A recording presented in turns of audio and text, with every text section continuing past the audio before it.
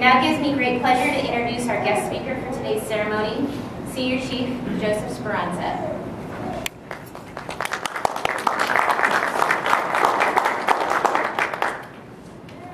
Well, good afternoon, everyone. Good afternoon. I actually prepared a speech today. Most people do say that and then discard it, but I am going to try to stick to mine because, as most people know, or at least the people that know me know, I like to digress a lot, and I speak a lot, and I love history, and I love talking. So, I was told to keep it to exactly 15 minutes. I don't know if somebody's timing me or not, but we'll see what we can do. But Devin, thank you for inviting me here to be on this special day, and this is really important, not only in our Navy history, but to me as well, to be able to be here and speak for you today. And you know, it's not very often that we get to pipe aside a shipmate for the last time, and it's even rarer to have the opportunity to get a few good licks in like I'm trying to today before he goes. This is a very special day again for Devin's family. Joan, you are as beautiful as ever. Willow, Madison, Xander. I haven't seen you guys for quite a few years. You guys are growing up faster and faster every time I see you. It's amazing. I know several of you out here have traveled great distances, so I really appreciate you guys coming out this way and taking your time to, you know, pipe a shipmate ashore on this very special day. See, I first met Devin when we was going through ENT school in San Diego. I was stationed at Balboa Hospital. And there was a pool table down on the first floor of the barracks, and that's where most of us used to hang out. And I wasn't close friends with Devin at the time, but everybody used to recognize the one young sailor that wore a leather jacket and a do-rag bandana on his head every day. He had hair back then. Maybe if you didn't cover it up, it wouldn't have run away on you, but okay. But the real story started at our second duty station, Naval Hospital, Yokosuka, Japan. I tell my junior sailors that all the rules that are in place in the Navy today are because of our exploits back there in Yokosuka. Then I look at them and say, well, you're welcome. So let me set the scene for you guys, those of you that weren't there. The hospital was here. In front of the hospital was the barracks. And on the other side of the barracks was the inpatient alcohol rehab department. And yes, that does come into play. The barracks itself was this post-World War II, three-story building. It used to be for officers back in the day. The first two floors were for your junior officers, and they had some really small rooms. One of those where you open up the door, hits the bed, you know, you have a shared bathroom between the two rooms next to it. Third floor was reserved for the visiting dignitaries, flag officers that were coming on board to Yokosuka. It was split up into threes. It was two rooms and then roof access for the third part. So you got to imagine the size of these rooms that were on the third floor. So by the time we got there in the early 90s, it was an E4 barracks. Third classes were in this room. So third class had each individual room in the top floor, and the command's infinite, although misguided, wisdom, they put 3 E4s into each of these big rooms, thinking that we'd be able to police ourselves and keep quiet and see how that worked out. This room was massive. The living room area had enough room. We had a sectional couch. There was a speaker system on the wall. We had Bose speakers. We had 11 sets of Bose speakers on the wall back then. Before they came out with home theater, so we're talking the 901s, the 601, 401 standing speakers. And so these things were massive. We covered one wall. Had a kitchenette, had a second room that we used as a bedroom, a bathroom that was large enough to where you had to walk from the toilet to the tub, and yes, that was the only room that had a tub, not a little stand-up shower that was shared with the guy next door. So in our very unimaginative way, third floor obviously was going to become the party room, roof access, we called it. Anybody? The penthouse. Hey, there we go. Somebody had it. It was the penthouse. All right. Everything you needed was in that room for a good party. Aside from the space, aside from the people that, you know, we just love to party out there. The refrigerator had nothing but beer stacked in it when you opened it up. The freezer, you opened it up. Those little medicine cups you get at the hospital, which the hospital calls that larceny, by the way, just which, you know, that was part of our troubles. But, you know, the little medicine cups that are in there, you know, Jell-O shots were all made out of those. And we were connoisseurs of Jell-O shots. Lemon flavored had to go with tequila, orange was Southern Comfort, brandy was for the cherry, you know, couldn't mix anything up, it had to be done right. So, you know, layer of Jell-O shots, a little layer of cardboard, another layer of Jell-O shots, cardboard, until the freezer was full. We decided to throw our first party, and that first party Again, very unimaginative, very new at this as we started. We'd all seen Animal House, so we decided toga party. Everybody was happy when they heard, toga, toga. So we expected about 10 or 15, maybe 20 people to show up. By 9 o'clock, there were 50 some odd people in this barracks room, and we were running to the package store. In fact, at any given Friday, if we saw 11 cases of beer on our back wall, we'd panic and run out to the package store because we knew it wouldn't last the weekend. Sad. That first party, the command tried to make our last. We were standing in front of Master Chief Butch Tilton, the command master chief of the hospital, and that Monday morning, we thought the party went well. Apparently, people had left our party, left their togas at our party, and were streaking the hospital.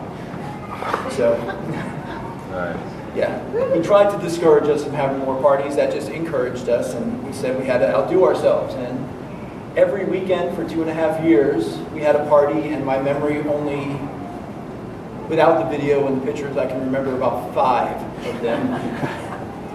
I told Devin a little while back that I need to run for political office just to see what kind of dirt they can dig up, because I need to piece together my 20s. I don't remember too many of them. But to give you a little standard idea, our other roommate, Ray, who unfortunately cannot be here tonight, had a little story that he posted out, and we were all like, yeah, I remember that night, that was fun. It was a standard Saturday night, and music was pumping, the liquor was flowing, and there was a knock on the door of the room, and that was unusual, because if you knew the rules of the penthouse, all you had to do was open the door. You were welcome in, it didn't matter. If the door was locked, you weren't supposed to be there, but I don't remember that door ever being locked, so anybody was ever welcome any time, day or night, come on in, start the party, have fun. So when there was a knock on the door, we realized something was going on. Ray opens the door, and of course, who's standing there? Shore Patrol. So, conversation went like this: Shore Patrol, you need to turn your music down. Your neighbors are complaining. Ray, which neighbors? They're all here. Shore Patrol, if you don't turn your music down, we're gonna have to tell your CO. Oh, he's in the corner doing Jello shots. You want to tell him now, or do you want to wait till Wednesday and make an appointment? Captain Diaz loved his Jello shots. I'll tell you. We woke up one Sunday. It couldn't have been morning. It had been sometime during the day. We didn't keep clocks on the weekend for a while there, but it was this metal on metal sound. Couldn't understand what it was, and we're stumbling to the window, looking out the window, and we saw Shore Patrol standing outside the alcohol rehab department. And there was, the big blue sign says alcohol rehab department inpatient. There was a 6-pack of beer on top of the alcohol rehab sign. And the reason there was a metal on metal sound, it was a hammer and chisel. They couldn't just take the beer off because of this thing called the quick dry cement. And sort of got talked to about that too. Anytime we had in our window that overlooked, so if you were an inpatient in inpatient rehab, if you were inpatient, we were looking out your window over to our barracks room. There was a skeleton that we had, the full-bodied skeleton in the window, holding a beer can, just sort of rocking back and forth with the wind. So it was just to help them out a little bit more. There's several other stories I could tell, but I'm not going to, and that's just to protect the guilty parties. And I can tell you, don't put methylene blue into somebody's Dr. Pepper unless you want their urine and teeth to be stained for a week. You're welcome out. And don't use liter saline bottles and surgical tubing to make liter-sized beer bongs hanging from the ceiling. And yeah, hospital calls that larceny as well. They frown upon it a little bit. But those are fun stories about Devin, but the true story that really captures who Devin is actually happened at my 3rd duty station. After I left Yokosuka, I was in the Marine Air Station El Toro, my 1st Marine Corps Command, and I met a young lady over there and got engaged, and her family was from California, mine's all from the East Coast. Navy's true fashion, they said, well, you're up for orders, you're out of here, so unless you're married, you're going unaccompanied overseas for a couple of years. And I figured that wasn't going to bode well for that particular relationship, so we threw together a wedding with no notice whatsoever. And I called around to try to find, because again, her family was all from California, so she had 15 bridesmaids already lined up and ready to go, and I had to find people to match for the other side. And with no notice, Devin jumped on a motorcycle, threw his then girlfriend and now beautiful bride on the back, and they took a 3-hour motorcycle ride through California country to get to El Toro. And so just so he can stay next to me during the wedding. And that shows the type of person that he is. He's the type of guy that will show up and help you out at any point in time. And it just shows the character of the person that you really want to see. And that's H1 McConnell in a nutshell. That's the kind of friend that he is. And again, those are the stories that I can't emphasize enough. I mean, that's the type of person that H1 McConnell is. Now, perfect.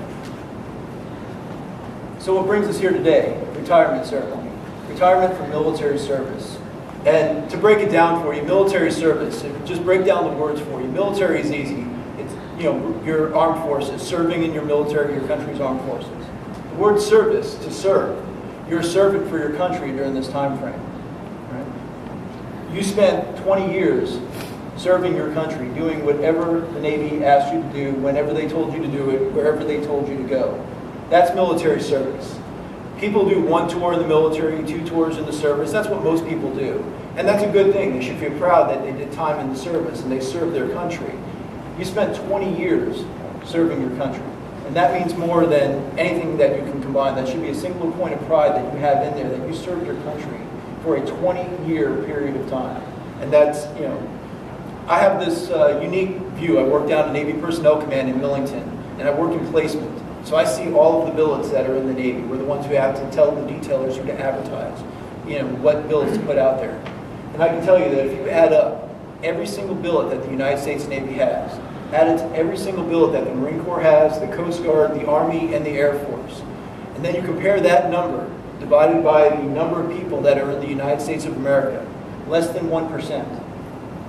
Less than 1% at any given point in time of the people in the United States of America are wearing a uniform and protecting the other 99%. Less than 1%. That is a singular point of pride that everybody that wears a uniform should feel, no matter what your job is, or where your job is, and what your job you're doing.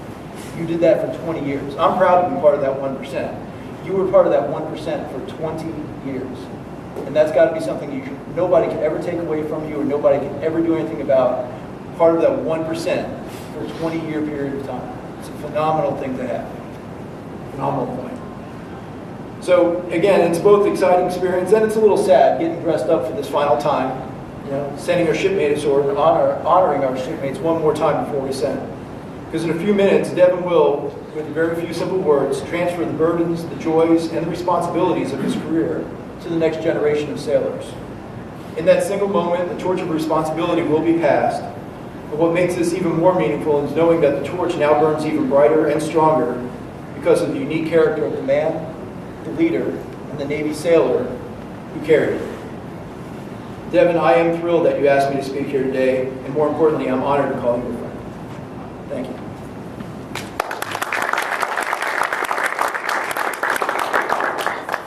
Thank you, Senior Chief.